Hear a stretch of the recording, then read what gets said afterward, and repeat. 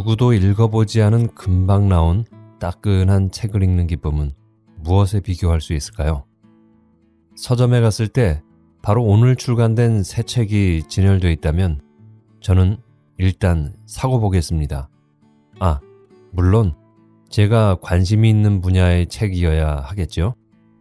관심도 없거나 제가 한쪽 읽기에도 벅찬 수학 이론에 관한 책이거나 사회 정치 이론에 관한 책은 아니어야겠죠? 일단 제가 제일 좋아하는 소설 분야나 수필이 진열된 곳에 제가 좋아하는 작가의 신간이 비닐도 뜯지 않은 상태로 발견된다면 이건 정말 흥분되는 일입니다. 누구보다도 먼저 손에 들고 겉표지를 읽어보고는 바로 망설임 없이 계산대로 가서 계산을 하고 나올 것 같습니다. 그리고는 얼른 버스에 올라타고 제일 뒤에 있는 가로로 긴 의자에 앉아서 비닐을 조심스레 벗겨내고는 첫 페이지를 설레는 마음으로 읽어볼 거예요. 그러면 버스를 타고 집으로 돌아오는 그 길은 그 어느 때의 여행보다도 더 멋진 여정이 될 것입니다. 우리 채널에 오시는 분들은 모두 책을 좋아하시는 분들이니까 저처럼 이런 멋진 여행을 이미 해보셨겠지요? 오늘 읽어드릴 작품은 오랜만에 현대 소설입니다. 아주 멋진 작품이죠. 이연숙 작가님의 인연의 새로운 마디라는 작품입니다. 오늘 읽어드리는 작품은 이연숙 작가가 2021년 1월에 출간한 인연의 새로운 마디라는 소설집 속에 있는 작품입니다. 작품집 속에는 마음을 울리는 여러 작품들이 있는데요. 저는 그 중에서도 작품집의 제목과 같은 이름의 소설이 특별히 마음에 더 와닿더군요. 사별한 아내와 얽혀있던 추억을 따라가며 애틋한 애도의 과정을 거치는 남편의 이야기입니다. 그럼 아내를 향한 남편의 애틋하고도 따뜻했던 마음의 추억 여정으로 같이 따라가 볼까요? 낭독을 시작하겠습니다. 낭독 끝까지 저와 함께 해주시면 고맙겠습니다.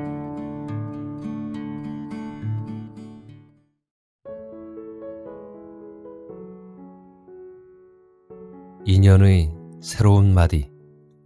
이연숙.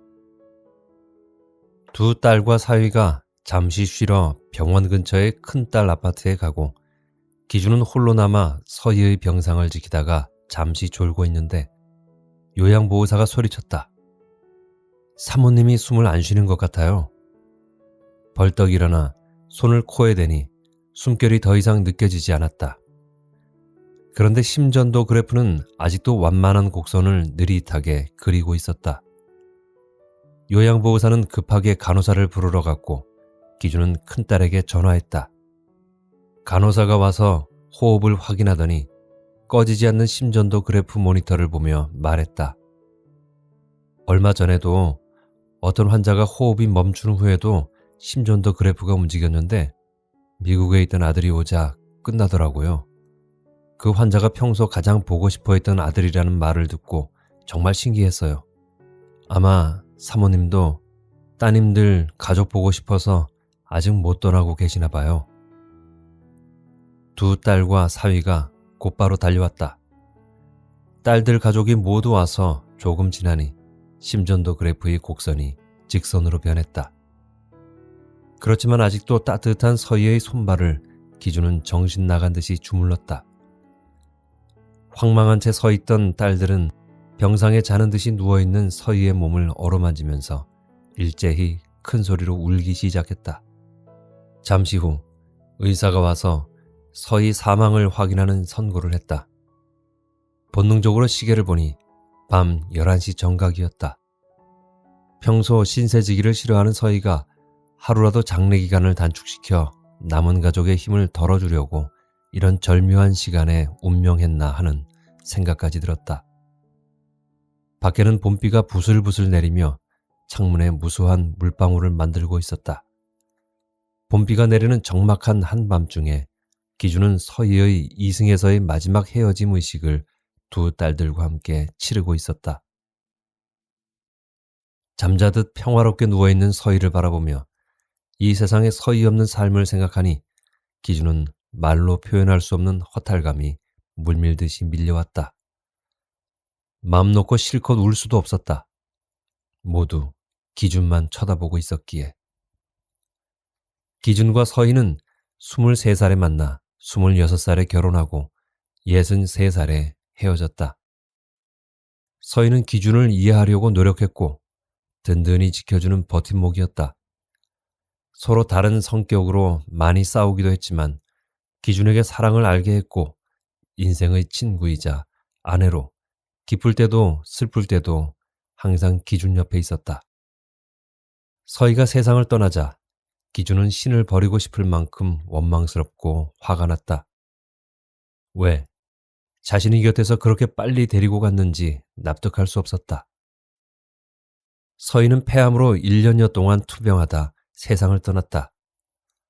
암 선고를 받은 서희는 의연했고 현대의술을 믿지 않았다. 주변에서 암 수술을 하고도 재발하여 죽는 모습을 보며 병원에는 가지 않겠다고 했다. 인생의 마지막을 병원에서 항암 치료를 받으며 보내는 것이 싫다고 했다. 두 딸과 사위가 나서서 장례에 따른 여러 일들을 맡아 처리했다. 장례식장은 서희가 입원했던 병원의 영안실에 마련했다. 촛불이 곱게 타는 것을 보니 엄마는 좋은 데 가셨을 거예요. 장례식장 재단 위에서 타고 있는 촛불을 하염없이 보고 있던 큰딸이 말했다. 서희의 고등학교 친구들이 제일 먼저 문상 왔다. 그 중에는 어릴 적부터 서희와 같은 동네 살면서 초등학교 때부터 고등학교까지 쭉 단짝이었던 친구 영미가 있었다. 서희가 평소 영미 얘기를 많이 하며 함께 여행가 찍은 사진을 보여주기도 하고 집에 놀러온 영미와 마주친 적도 있어 낯이 익었다. 그런데 기준은 차마 영미와 다른 친구들을 똑바로 볼 수가 없었다. 친구들을 보니 그들과 같이 까르르 웃으며 수다를 떨었을 서희 모습이 포개지며 눈물이 주체할 수 없이 앞을 가렸기 때문이다.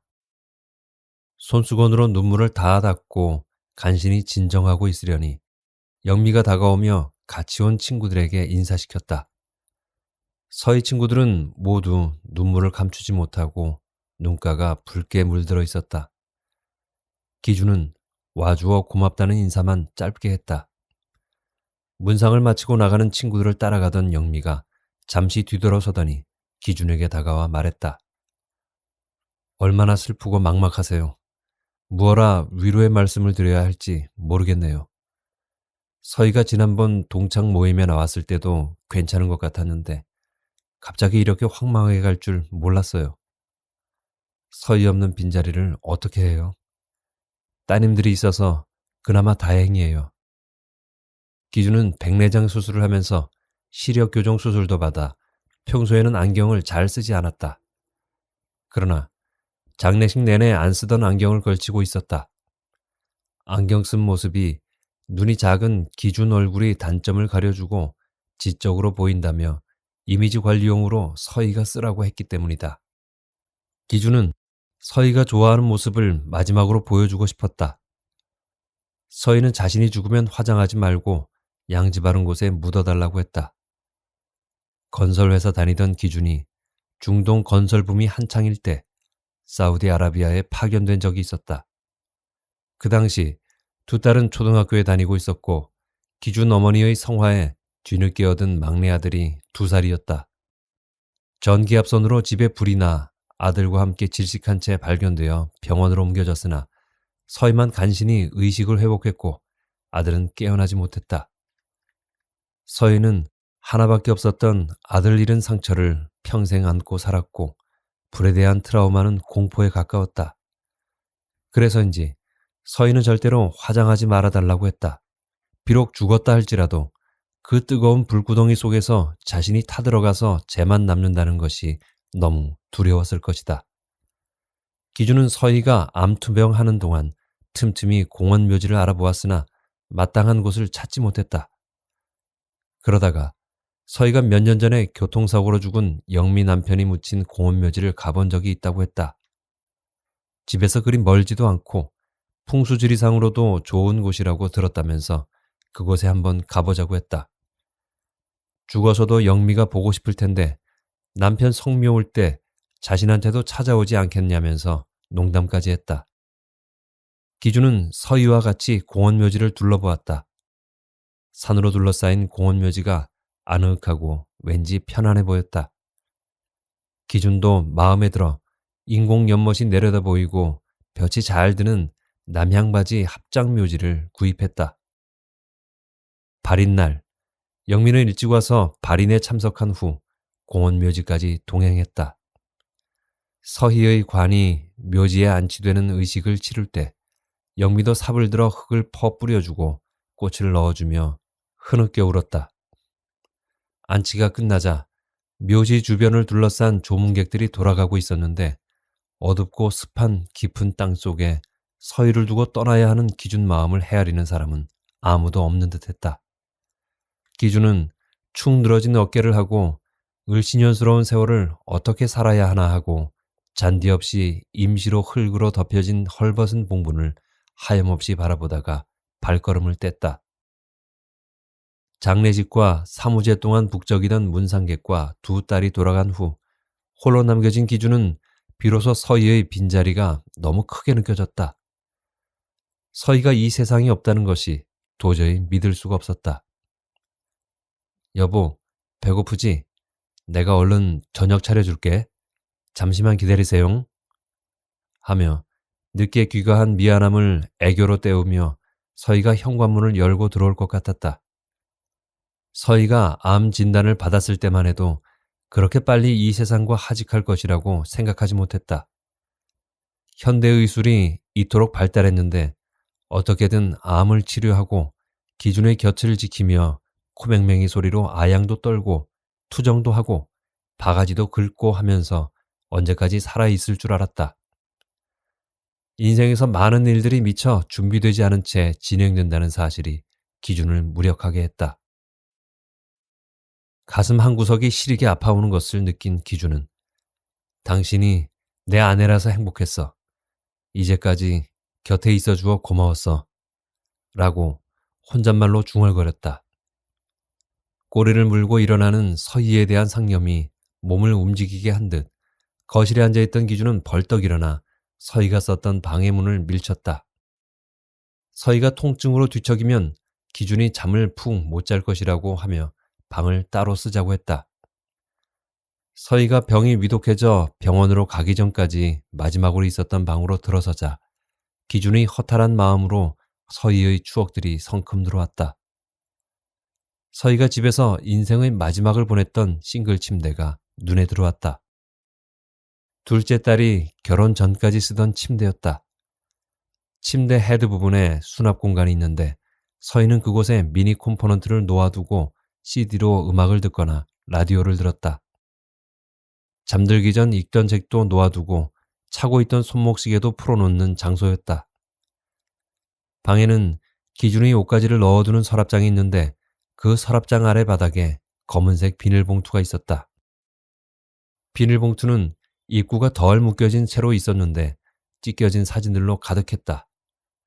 기준은 그것을 보자 아, 서희가 위독해져 급하게 병원으로 가는 바람에 태우지 못했구나 라는 생각을 하며 사진을 찢었던 장면이 스쳐 지나갔다.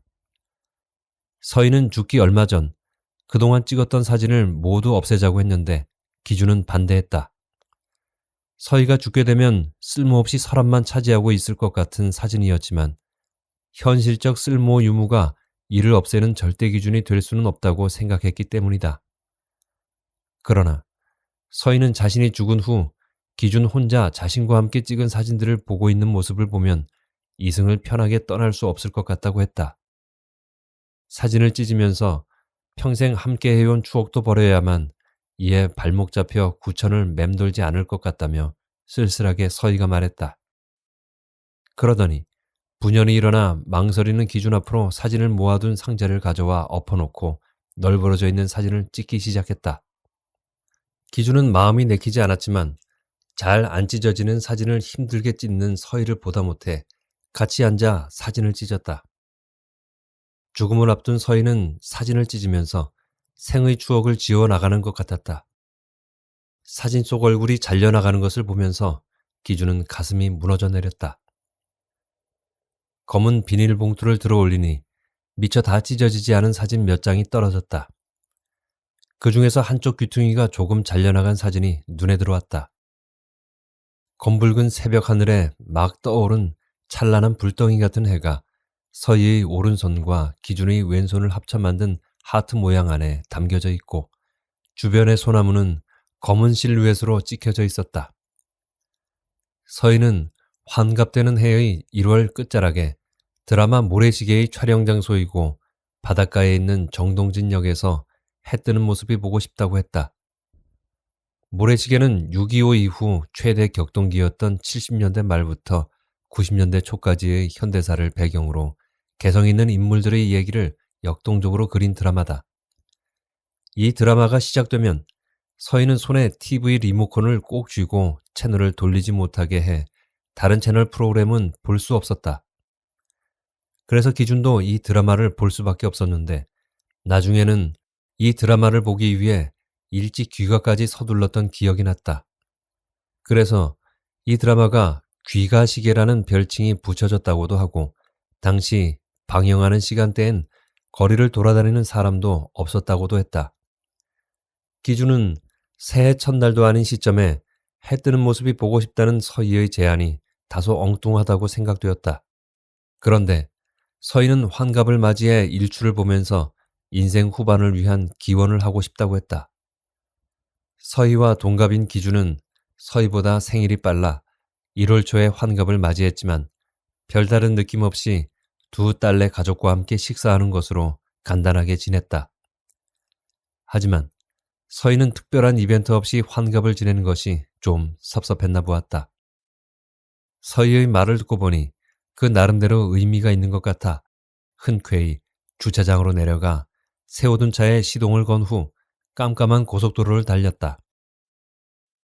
기준은 달리는 차 안에서 서희에게 물었다. 정동진역은 왜 하필 그런 이름이 붙여졌을까? 정동진이라는 내 친구가 있어서 그런지 지명이라기보다는 꼭 사람 이름인 것 같아서 말이야. 광화문에서 정동쪽에 있다는 뜻이라고 해. 그런데 어떤 사람이 포털 사이트의 지도를 축소해 광화문에서 수평선을 그려보았는데 광화문 정동쪽은 정동진이 아니라 그 아래쪽 옥계 근처라 하더라고. 쉬지 않고 고속도로를 달려와 정동진역에 도착하니 동쪽 하늘이 조금씩 보랏빛으로 물들기 시작했다. 그리고 이내 붉게 달아오른 해가 떠올랐다. 그 순간 서희와 기준은 손으로 하트 모양을 만들어 해를 감싸고 주변에 지나가는 사람에게 사진을 부탁했던 것이다. 그 사람이 카메라의 앵글을 아주 잘 잡아 명장면을 찍은 것이었다. 사진을 찍은 후 서희는 두 손을 합장하며 무어라 소망을 비는 것 같았다. 기준은 무슨 소원을 그리 진지하게 기원했느냐고 서희에게 물었다. 환갑을 넘은 인생 후반에는 무엇보다 건강이 제일 중요하잖아? 근데 나만 건강하면 뭐해? 당신도 건강해야 되잖아.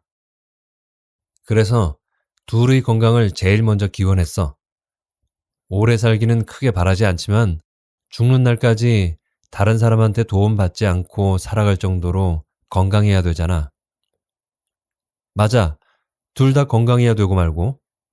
나도 이제 퇴직했으니 건강을 위해 우선 당신과 같이 할 수 있는 운동을 좀 찾아봐야겠네. 또 무엇을 기원했어? 그랬더니 서희는 다리 떨리기 전에 기준과 해외여행을 같이 가고 어릴 때 배우다만 피아노를 계속 배우고 기준과 싸우지 않고 잘 지내게 해달라고 했다고 속삭이듯 말했다. 인생 후반의 계획을 품은 해는 점점 솟아 구름 위로 올라갔다. 정동진역 철로 건너에는 모래시계 소나무가 허리가 구부러진 채로 세월을 지고 있었다. 이 소나무를 보자 서희는 오랜 시간이 지났지만 여전히 모래시계 드라마의 한 장면이 떠오른다고 말했다. 당신은 기억 안 나? 모래시계 드라마에서 수배 중이던 윤혜린이 운동권 신부님이 탄로나 쫓겨 이 역 소나무 앞에서 애타게 기차를 기다렸잖아. 그때 그 심정이 얼마나 초조했겠어? 그러다가 애석하게 해리는 체포되고 기차는 무슨 일 있었냐는 듯 서서히 떠나고 해리는 원망스럽게 기차를 바라보고 기준은 서희의 얘기를 들으니 그 장면이 어렴풋이 생각나는 것 같았다. 서희는 소나무 얘기를 계속했다. 그래서 애초에 이 소나무 이름이 고현정 소나무였다고 해. 하지만 그녀가 결혼한 이후 모래시계 소나무로 이름을 바꾸었다고 하던데 혹시 그 사이 고현정은 다시 왔다 갔을까? 아니면 그녀도 찾지 않는 소나무를 우리만 밤새 달려와 소망을 빌며 행복을 꿈꾸고 있는 것은 아닐까? 그 당시 서희가 품었던 소망은 환갑 다음 해에 발견한 암 때문에 하나도 이루어지지 않았다. 기준은 한치 앞을 못 내다보는 인간의 목매함을 생각하니 씁쓸했다. 그러나 서희와 함께 정동진 역의 모래시계 소나무에 기대어 붉게 떠오르는 해를 바라보던 그 시간은 이젠 다시 돌아갈 수 없는 그리움이 되었다. 기준은 한 장의 사진이 말해주는 추억에 잠겨 있다가 침대에 걸터 앉아 헤드 부분 수납장으로 눈을 돌리니 책이 한 권 놓여 있었다. 그 책은 프랑스 작가 생텍쥐페리가 쓰고 그림도 그려놓은 어린 왕자였다. 책 표지를 들춰보니 서희야, 43세 생일을 진심으로 축하해. 내가 가장 좋아하는 어린 왕자 책이 새로 출판되었네. 새로운 기분으로 다시 읽어보길. 서로에게 오랜 세월 길들여진 사랑하는 친구 영미가 라는 단아한 글씨가 보였다. 불문과 출신인 서희가 가장 좋아했던 책을 가장 친한 친구인 영미가 생일 선물로 준 것이다. 서희가 위독해져 병원 응급실에 가기 전까지 틈나는 대로 이 책을 가까이 두고 읽은 것 같았다. 그동안 세월이 흐르고 이사를 다니면서도 이 책은 꼭 챙겨간 것 같다. 책 표지가 달아 낡아 있었고 종이도 약간 변색되어 있었다. 책장을 넘기다 보니 어린 왕자 모형을 사이에 두고 영미와 함께 찍은 사진이 끼어 있었다. 서희가 어린 왕자를 만나고 싶다고 해 기준과도 같이 간 적이 있었던 가평의 뿌띠 프랑스 마을에서 찍은 것 같았다. 뿌띠 프랑스는 프랑스 마을을 재현해 놓은 곳이다. 그저 이국적인 풍경에만 그칠 수 있는 건물들이 어린 왕자로 인해 생명을 얻었다. 뿌띠 프랑스 건물 곳곳에 어린 왕자의 얘기들이 숨어 있다. 기준은 서희가 어린 왕자 책을 자주 가까이 하는 것을 보며 무엇이 좋아 그렇게 반복해서 읽는지 모르겠네. 나는 한 번 책을 보고 나면 다 아는 내용이라 다시 읽기 싫은데 라고 말하자 시간 날 때 한 번 읽어보면 내가 읽고 또 읽는 이유를 알 거야 라고 말하며 간단하게 책의 줄거리를 말해주었다. 코끼리를 잡아먹은 보아뱀의 그림을 아무도 알아봐주지 않아 화가의 꿈을 포기한 사람이 나중에 비행기 조종사가 되었어. 불시착하게 된 사하라 사막에서 이상한 소년을 만났는데 그 소년은 그가 어릴 때 그렸던 코끼리를 잡아먹은 보아뱀 그림을 한 번에 알아보았다고 해. 그 소년은 애인인 장미꽃을 자신이 사는 별에 남겨두고 여행길에 오른 왕자로서 몇몇 별을 순례한 후에 지구에 온 것이야.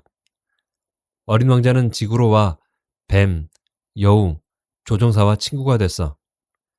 외로운 왕자에게 한 마리의 여우가 나타나 본질적인 것은 눈에 보이지 않는다는 것과 다른 존재를 길들여 인연을 맺어두는 일이 중요하다는 것을 가르쳤어. 왕자는 이 세계 속에서 자기가 책임을 져야만 하는 장미꽃이 존재한다는 사실에 깊은 뜻이 있음을 깨닫고 자신이 살았던 별로 돌아갈 결심을 해. 예전의 어린아이인 어른에게 바친다 라는 작가의 말처럼 어른이 된 사람도 이 동화를 읽으면 금세 어린 동심으로 돌아가 위로받고 꿈을 꾸고 새로운 희망을 갖게 되는 것 같아. 그래서 이 책을 읽다 보면 세상에 어린 왕자 같은 존재가 존재했으면 좋겠다는 생각을 진정으로 하게 되거든. 나는 결코 어린 왕자가 될 수 없지만 그런 사람 하나쯤 존재해야 세상은 아름다운 것이 아닐까라는 생각을 하게 돼. 그런 얘기였구나. 시간 날 때 꼭 한번 읽어봐야겠네. 그러나 기준은 이제까지 이 약속을 지키지 못했다. 약속을 못 지켜 서희에게 미안한 생각이 들어 책장을 넘기다 보니 서희가 밑줄 쳐놓은 문장들이 보였다. 아마 서희가 좋아하며 중요하다고 생각하는 문장이었을 것이라 생각했다. 기준은 서희의 감성을 느끼며 줄친 문장들을 꼼꼼하게 읽어나갔다. 만약 누군가 수백만, 수천만 개나 되는 별들 중 어느 별에 단 하나밖에 없는 꽃을 사랑하고 있다면 그 사람은 바로 그 별을 바라보는 것만으로도 마음이 행복해질 수 있는 거야. 나도 너에게는 수없이 많은 여우들과 조금도 다를 바 없는 한 마리 여우에 지나지 않지. 하지만 네가 나를 길들인다면 우리는 서로를 필요로 하게 되는 거야. 너는 내게 이 세상에서 하나밖에 없는 존재가 되는 거야. 그럼 비밀을 가르쳐 줄게. 아주 간단한 거야. 오직 마음으로 보아야 잘 보인다는 거야. 가장 중요한 건 눈에 보이지 않아. 내 장미꽃이 그토록 소중하게 된 것은 내가 내 장미꽃을 위해서 들인 시간 때문이야. 하지만 넌 그걸 잊으면 안 돼. 내가 길들인 것에 대해 너는 영원히 책임이 있는 거야. 너는 내 장미꽃에 대해 책임이 있어.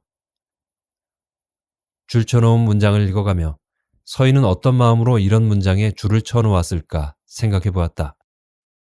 얼른 보기에 어린이를 위한 단순하고 순진한 한 편의 동화에 불과한 것 같지만 가족, 친구, 연인 등 사람들과의 관계를 어떻게 맺어야 할지 혹은 이런 관계를 어떻게 유지해야 하는지에 대해 놀랍도록 본질적인 답과 지혜를 주고 있는 듯했다. 책 안표지에 영미가 적은 서로에게 오랜 세월 길들여진 사랑하는 친구 영미가 라는 글이 특별한 의미로 다가왔다. 40년 동안 나와 서희도 서로에게 길들여졌고 그래서 서로에게 책임이 있는 거야. 이 낡은 책이 더없이 소중한 것은 서희가 아꼈던 책이기 때문이겠지. 라고 중얼거리며 기준은 책의 첫 페이지부터 한 문장 한 문장 뜻을 새겨가며 읽어나갔다. 한참 책을 읽어가던 기준이 눈이 피곤해져 잠시 쉬려고 베개를 끌어당기니 CD 케이스가 눈에 들어왔다. 리스트, 드뷔시, 플랑크, 사티의 피아노 곡들을 연주한 음반의 케이스였다. 케이스가 비어있는 것을 보니 미니 컴포넌트의 CD 플레이어에 음반이 들어있는 것 같았다. 기준이 CD 플레이어를 켜니 리스트의 사랑의 꿈이 흘러나왔다. 기준은 클래식 음악에 관심도 없고 거의 듣지 않았지만 이 곡은 서희와 함께 평생 마음속에 간직하고 있는 음악 중의 하나다. 감미롭게 다가와 상처난 마음을 부드럽게 어루만지는 듯하다가 강렬하게 서정을 표현하는 압도적인 피아노 연주가 기준의 마음을 사로잡았다. 마치 살아있는 기준이 세상을 하직한 서희와 음악을 통하여 연결되어 있는 것 같은 착각이 들었다. 서희는 초인적인 피아노 연주 솜씨를 가졌다고 전해지는 연주가 겸 작곡가였던 리스트를 특히 좋아했다. 그래서인지 리스트 탄생 200주년을 맞아 리스트 작품만으로 백건우가 공연한다는 소식을 접한 서희는 가장 비싼 R석 티켓을 구매했다. 평소 절약하는 서희가 어떻게 그런 거액을 선뜻 들여 티켓을 샀는지 기준은 이해가 되지 않아 투덜거리며 공연장에 따라갔었다. 기준은 서희와 같은 대학교에 다녔다. 3학년 때 산정호수로 놀러가는 학과 단체 미팅에서 기준의 파트너가 서희였다. 토목공학과에 다니던 기준은 군대를 다녀온 후 복학했고 서희는 고등학교 졸업 후 취업해 등록금을 모으느라고 좀 늦게 불문과에 입학했다. 기준은 복학한 지 얼마 안 되어 후배들과 어울리는 것이 좀 어색했고 서희도 동급생들보다 나이가 좀 많아 학교에서 다소 겉도는 처지였다. 둘은 나이도 동갑이고 학과 내에서의 처지가 비슷해 처음부터 말이 잘 통해 미팅 후 계속 만났다. 첫 데이트를 무교동의 고전음악 감상실에서 했는데 그날 서희가 신청해 들려준 곡이 리스트의 사랑의 꿈이었다. 서희는 클래식 음악 중 특히 피아노 연주곡을 좋아했다. 중학교 때 아버지의 빚보증으로 생활이 어려워져 피아노를 배울 수 없게 되어 피아노에 대한 아쉬움이 많이 남아있어 그렇다고 했다. 신청곡이 끝날 무렵 서희는 음악가 리스트와 그가 작곡한 사랑의 꿈 얘기를 들려주었다. 리스트는 키도 크고 금발로 눈길을 끄는 외모와 신들린 피아노 연주로 유명했다고 해. 리스트 아버지가 어린 리스트를 데리고 베토벤의 제자였던 체르니를 찾아갔었대. 처음에 리스트를 시큰둥하게 바라보았던 체르니는 건반 위를 춤추듯 뛰어다니는 리스트의 화려한 연주 기교에 입을 다물지 못했나 봐. 체르니는 리스트의 손을 잡고 이 아이에게 내가 피아노를 가르칠 수 있는 영광을 주겠소? 레슨비는 받지 않을 테니 내게 보내시오. 라고 했대. 내가 만약 리스트만큼 재능이 있었고 이를 알아봐주는 스승이 있었다면 우리 집이 어려워져 레슨비를 낼 수 없었어도 피아노를 배울 수 있었을 텐데. 리스트가 그럴 정도로 천재였구나. 그런데 윤서희가 재능이 없어서가 아니라 그 재능을 알아보는 스승을 못 만난 거겠지. 기준의 농담 섞인 위로의 말을 들은 서희는 빙긋이 웃으며 얘기를 계속했다. 리스트는 음악가 사상 최초로 대중의 우상이었다고 전해지고 있어. 오늘날로 말하면 아이돌 스타였던 거지. 공연장마다 사람들은 줄을 서서 기다리고 연주가 끝나면 괴성을 지르다 못해 기절하는 여인이 있을 정도였으니까. 그랬어. 서희 너도 그 당시 살았다면 아마 리스트의 왕팬이었을 거야. 그런데 사랑의 꿈은 어떻게 작곡된 거야? 리스트는 첫사랑인 마리 다구백작 부인과 헤어진 후 두 번째 운명의 여인인 비트겐슈타인 공작 부인을 만났는데 바로 그 무렵 세 곡의 가곡을 썼다고 해. 독일 시인 프라일리그라트의 시에 곡을 붙인 가곡인데 리스트는 3년 뒤 피아노 독주용으로 편곡해 세 개의 녹턴이란 제목을 붙였어. 특히 그 중에서 세 번째 곡이 바로 사랑의 꿈이야. 근데 원래 제목은 사랑할 수 있는 한 사랑하라 라고 해. 이 제목을 보면 리스트가 공작 부인에게 느꼈던 달달한 로맨틱한 감정이 넘치는 것 같지 않아? 클래식의 거의 무지한 기준은 리스트와 곡에 대한 전문가 수준의 얘기를 하고 있는 서희가 존경스러울 정도였다. 그 후 기준도 이 음악을 귀담아 들으며 익혀 멜로디를 흥얼거릴 정도였다. 기준은 이 음악이 서희에 대한 추억을 넘어 남은 인생의 소중한 동반자가 될 수도 있을 것 같다고 생각했다. 마치 서희를 처음 만났던 아득히 먼 과거에서부터 서희가 떠나고 없는 지금 그리고 앞으로 남은 생을 연결해주는 고리가 될 것 같은 느낌이 들었다. 미니 콤포넌트 옆에 은빛을 띤 서희의 론진 시계가 눈에 들어왔다. 론진은 거의 300년 전부터 시계를 만들어 온 스위스 시계 산업의 산증인이라고 할 만한 브랜드이다. 클래식하고 심플한 모양을 가진 고급 시계임에도 불구하고 가격이 비교적 합리적이어 기준이 서희에게 선뜻 사주었던 시계였다. 서희가 출근하는 기준에게 친정엄마가 오랜만에 오시니 좀 일찍 들어와 라고 해서 평소보다 일찍 퇴근하고 집에 도착하니 현관 밖까지 서희의 울음소리가 들려왔다. 기준이 놀라 현관문을 열고 들어서니 장모님이 난처한 기색으로 소리치며 울고 있는 서희를 달래고 있는 중이었다. 서희가 중학교 1학년 때 아버지가 보증을 서준 친구가 사업이 망해 아버지의 월급까지 차압당한 적이 있었다. 그래서 서희는 수업료도 제때 못 내어 종례 시간마다 이름이 불러지는 일이 자주 있었다. 집안이 어려워지자 서희 어머니는 집안 살림에 보태느라고 시장 한 구석에서 생선을 팔았다.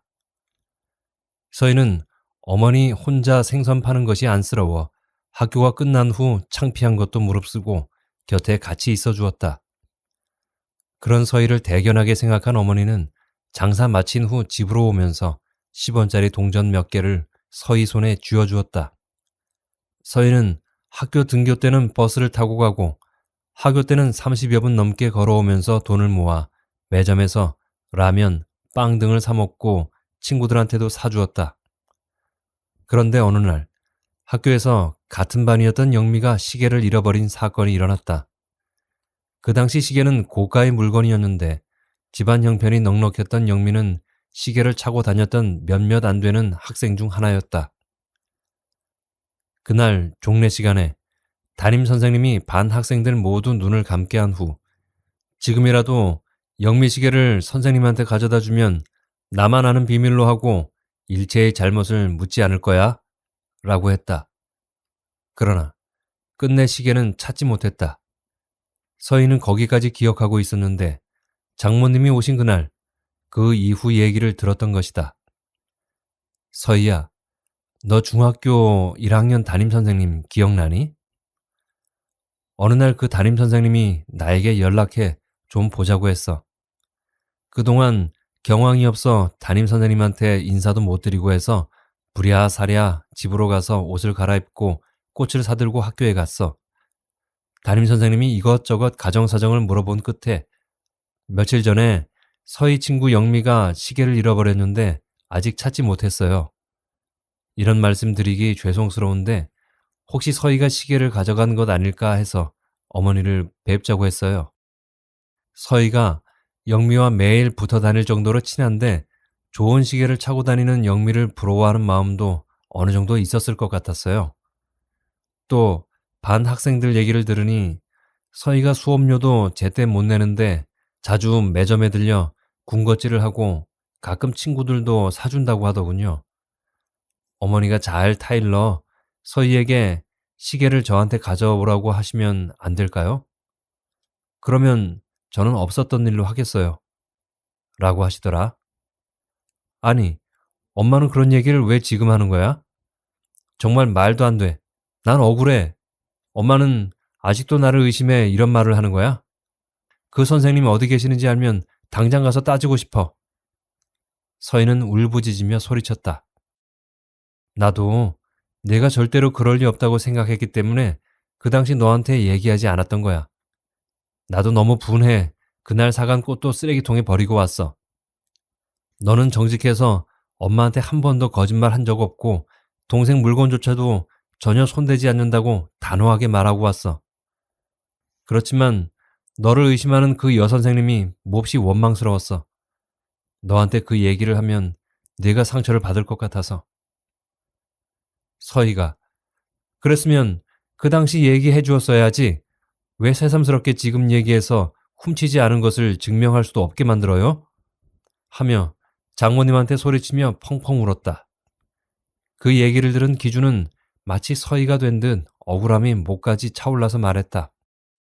학생을 가르치는 선생님이 어떻게 확실한 증거도 없이 짐작만 가지고 자기 학생을 도둑으로 몰 수 있나?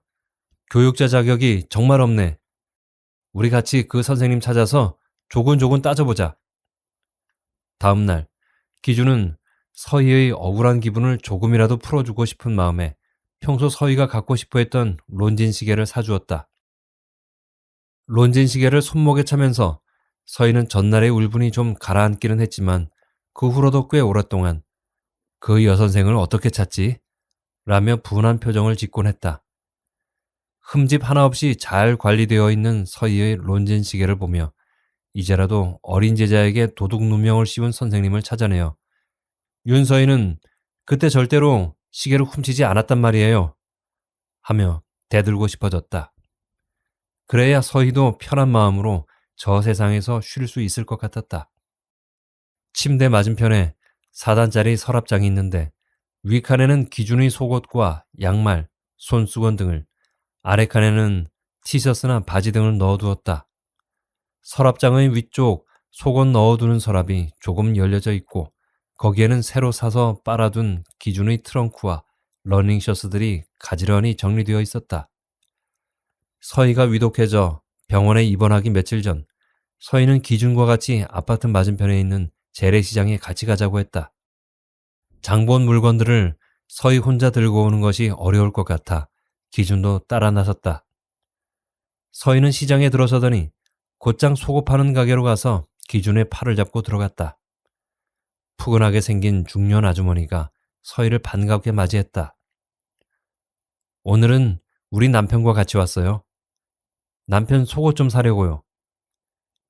주인 여자가 남성 속옷을 가져와 펼쳐 보여주는 사이 서희는 기준에게 말했다. 이 가게 사장님이 정직하시고 성품도 좋으셔.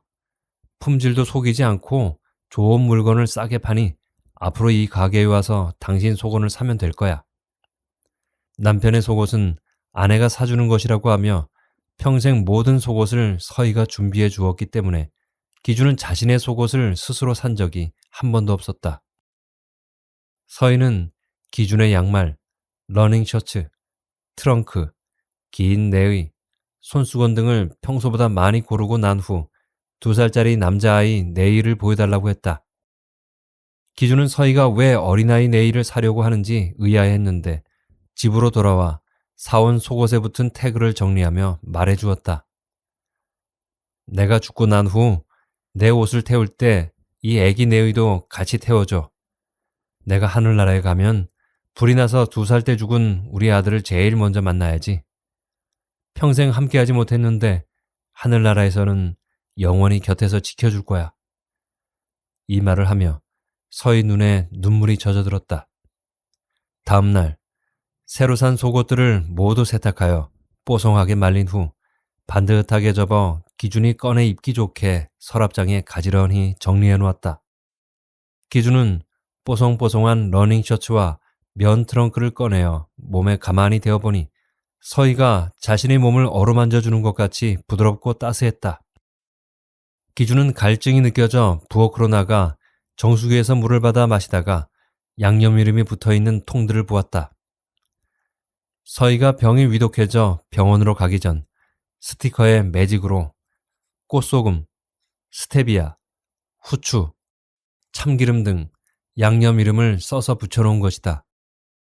당뇨 증세가 있는 기준을 위해 설탕 대신 단맛을 내는 스테비아까지 준비해 통에 가득 담아놓았다. 그리고 노란 포스트잇에 당신이 좋아하는 돼지고기 두루치기와 소불고기 양념장은 냉장고 안의 밀폐 용기에 넣어두었으니 고기에 적당량 넣어 주물럭거리면 돼.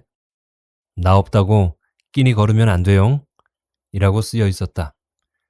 기준이 혼자 살면서 식사를 제대로 못할 것을 염려해 서희가 나름 고심해 만들어 놓은 것 같았다. 기준이 해외 출장을 다녀오면 어김없이 밥상에는 고추장 양념을 다소 맵게 한 돼지고기 두루치기와 신선한 상추, 깻잎 등이 차려져 있었다. 기준은 유난히 돼지고기를 좋아해 평소에도 돼지고기 두루치기를 자주 먹었다. 기준은 서희가 해주는 것보다 맛있는 돼지고기 두루치기 요리를 어디에서도 먹어보지 못했다. 서희가 잘하는 또 하나의 요리는 뚝불고기였는데 불고기 양념을 한 쇠고기를 옹기 뚝배기에 넣고 육수를 부은 후 당면과 야채를 넣고 끓이다가 마지막으로 달걀을 깨서 넣어주는 음식이다. 생선보다 고기를 좋아하는 기준은 서희가 해주는 이 두 음식을 특히 좋아했다. 그래서 기준이 혼자 이 음식을 손쉽게 만들어 먹을 수 있도록 여러 양념을 섞어 양념장을 만들어 놓은 것 같았다. 냉장고에 들어있는 밀폐 용기 뚜껑을 열어 양념장의 냄새를 맡아보니 서희의 손맛이 나는 돼지고기 두루치기와 뚝불고기가 입안에 맴돌면서 그리움이 사무치게 묻어났다. 서희의 추억에 젖어 있자니 그 추억은 그리움을 가득 안은 채 가버린 다시 못 올 서희와의 지난 날을 꾸밈없이 얘기해주고 있다. 비록 서희가 죽기 전의 시간으로 돌이킬 순 없지만 서희의 추억은 오롯이 남아 지금 이 순간에도 기준에게 끊임없이 말을 걸고 있는 것 같았다. 서희와 평생 살아온 삶의 순간순간이 모두 근사했던 것은 아니지만 추억이란 이름의 창고 속에는 감미롭고 아름다운 것들로 가득했다. 기준은 잊지 못할 그 추억을 꾸밈없이 영원히 간직하고 싶어졌다. 그 추억 속에 남은 생을 비춰보며 서희와의 지난 날을 되새겨보는 것은 상처받고 힘든 일이 있을 때 기준을 일으켜 세워줄 소중한 원동력이 될 수 있을 것 같았다. 어쩌면 우리 삶은 추억을 만들고 가끔씩 그것들을 꺼내보는 일을 반복하는 시간이라고 말할 수 있겠지. 추억이 새로운 미래를 설계하고 실현된 미래가 또다시 추억이 될 거야. 지금 이 순간도 미래 어느 날 돌아보면 추억이 되어 있을 거야. 오늘은 어떤 추억의 모습을 하고 있을까? 라는 생각을 하자 삶의 매 순간이 모두 중요한 시간이라는 깨달음이 밀려왔다. 그러자 허탈하기만 했던 빈 가슴 속에 앞으로 살아갈 힘이 차오르는 것을 느꼈다. 기준은 예쁜 상자를 찾아 서희의 추억들을 정성스럽게 담았다. 기준은 혼자서 2주기 기일에 서희 산소에 갔다. 성묘를 마치고 나오는데 산소 입구로 들어서는 검은색 코트에 스카프를 두른 꽃을 든 여자가 있었다. 영미였다. 아무도 없는 적막한 공원 묘지에서 서희와 가장 친했던 영미를 만나니 우선 반가웠다.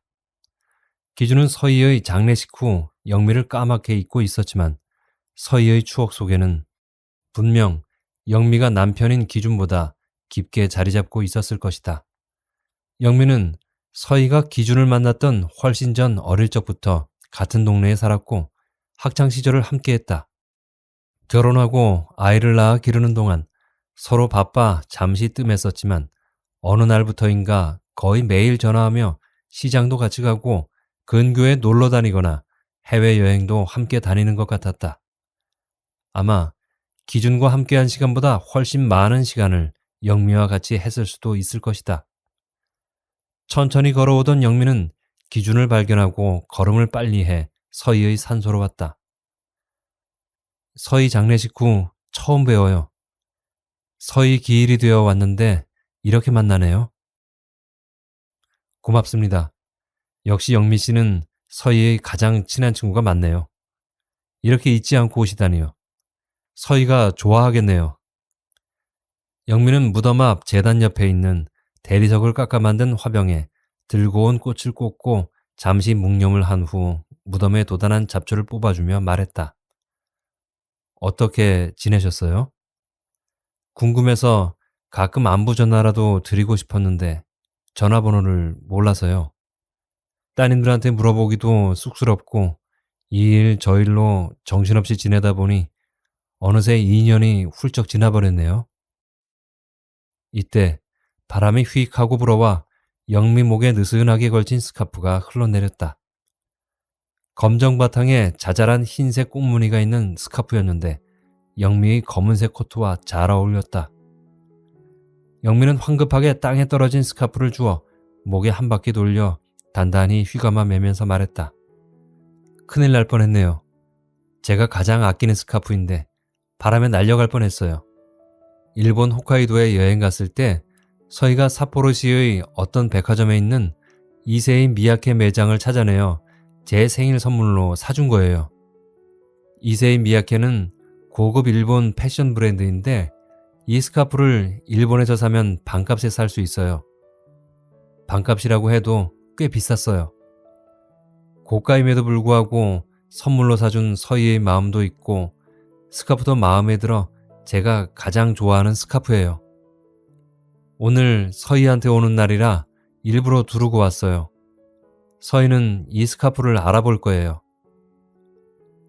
서희의 산소 앞에서 서희가 사준 스카프를 목에 두르고 서희의 추억을 말하는 영미를 바라보고 있자니 서희에 대한 기준과 영미의 추억이 어딘가에 맞닿아 있는 지점이 있을 것 같다는 생각이 들었다.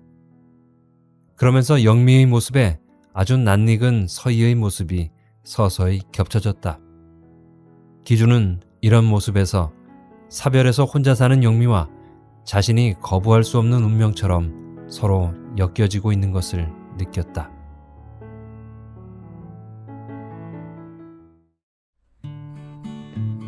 어떻게 들으셨나요? 남편 기준과 아내 서희는 23살에 만나 26살에 결혼하고 63살에 헤어졌습니다. 37년을 같이 살아왔죠. 그러니 그 두 사람의 기억의 서랍 속엔 얼마나 많은 추억이 쌓여 있었을까요?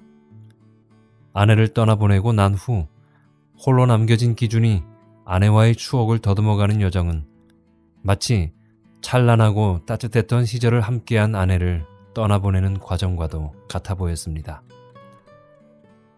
사랑했던 사람을 떠나보내야 하는 남편의 마음이 애틋하게 느껴지는 작품이었습니다. 그리고 세상에서 혼자가 된 기준이 앞으로 남겨진 삶을 어떻게 채워나갈지 궁금해집니다. 즐거운 감상이 되셨기를 바랍니다. 지금까지 이현숙 작가의 인연의 새로운 마디를 같이 감상하셨습니다. 저는 다음에 또 재미있는 작품으로 찾아오겠습니다. 다음에 또 뵐 때까지 행복하세요.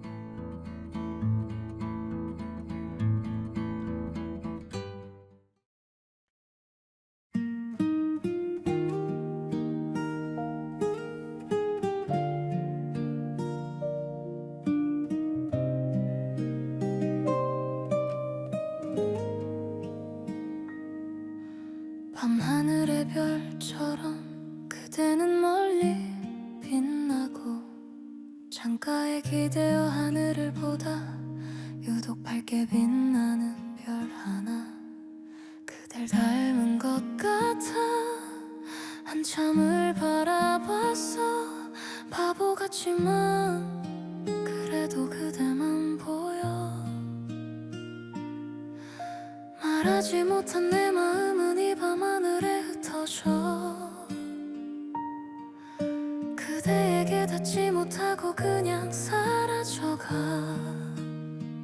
별처럼 멀리 있는 그댈 난 그저 바라만 봐 손 닿지 않는 곳에서 혼자 그댈 사랑해 아무리 불러도 대답 없는 그대 별이 지는 새벽까지 나는 여기 있을게 그대 모르게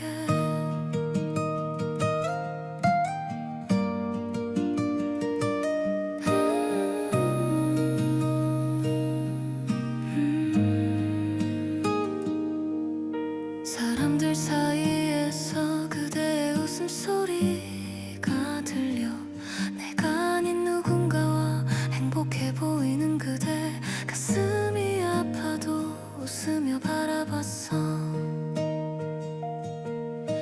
말하지 못한 내 마음은 이 가슴 속에 묻혀져 그대에게 닿지 못하고 그냥 숨겨져가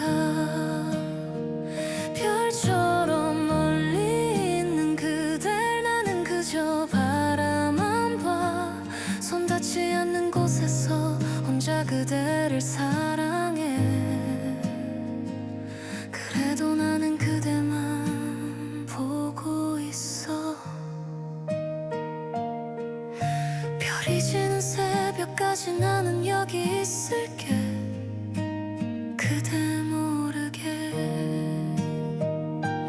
이루어질 수 없는 꿈이라도 나는 괜찮아 그대만 빛나고 있다면 언젠가 내가 그대의 하늘에서 사라진대도 기억해줘 그댈 사랑했다는 걸 아무 말 없이 사랑했다는 걸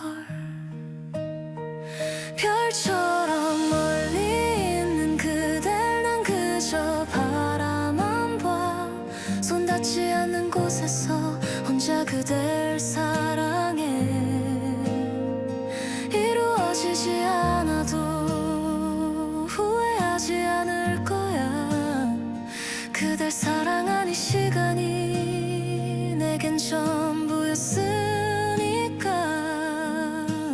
별이 지는 새벽까지 나는 여기 있을게 평생 그대 모르게